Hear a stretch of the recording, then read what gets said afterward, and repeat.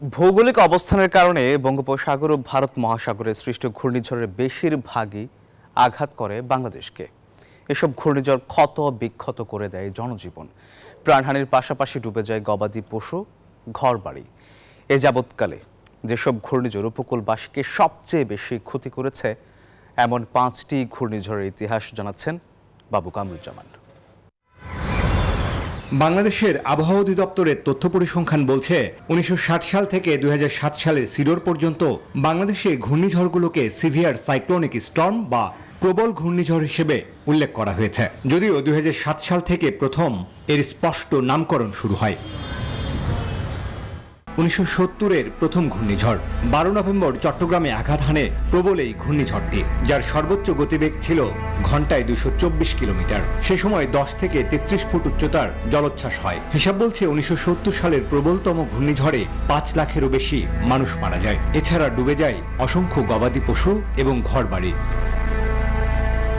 1985 সালে যে ঘূর্ণিঝড় হয় তা পরিচিতি পায় উরির চরের ঘূর্ণিঝড় নামে। এই সাইক্লোনটির বাতাসের গতিবেগ ছিল 154 কিলোমিটার।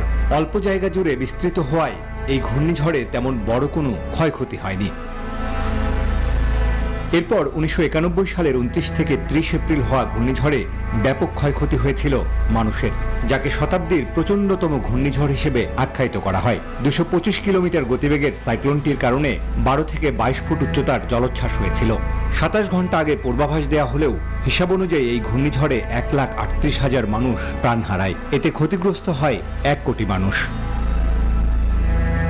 2007 সালের 15 নভেম্বর খুলনা বরিশাল উপকূলীয় এলাকায় আঘাত হানে ঘূর্ণিঝড় সিডর। 15 থেকে 20 ফুট উচ্চতার প্রবল ঝড়টিতে বাতাসের গতিবেগ ছিল 223 কিলোমিটার। তুলনামূলক কম মানুষ মারা গেলেও এই ঘূর্ণিঝড়ে অবকাঠামোগত অনেক ক্ষতি হয়, ভেসে যায় বাড়িঘর। রেড ক্রসের হিসাবে সিডরে 10,000 মানুষ মারা যাওয়ার কথা বলা হলেও সরকারি হিসাবে তা 6,000। 2009 সালের 25শে মে পশ্চিমবঙ্গ খুলনা উপকূলীয় এলাকায় আঘাত হানে প্রবল ঘূর্ণিঝড় আইলা। এই ঝড়ের বাতাসের গতিবেগ ছিল 70 থেকে 90 কিলোমিটার পর্যন্ত। বলা হয় বাংলাদেশে আঘাত হানা ঘূর্ণিঝড়গুলোর মধ্যে সবচেয়ে বেশি ক্ষতি হয়েছে 70 ও 91 সালের ঘূর্ণিঝড়ে। বাবু কামরুজ্জামান, নিউজ 24, ঢাকা।